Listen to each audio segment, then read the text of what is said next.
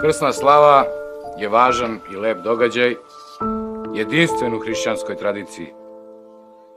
Toga dana mi pod zaštitom sveca slavimo svoje pretke koji su bili bolji od nas i trudimo se da i mi postanemo što bolji.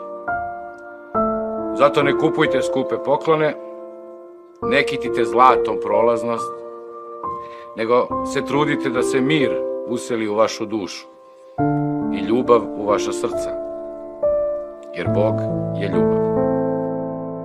To je samo putovanje. Svi ćemo mi tamo. Kako znate?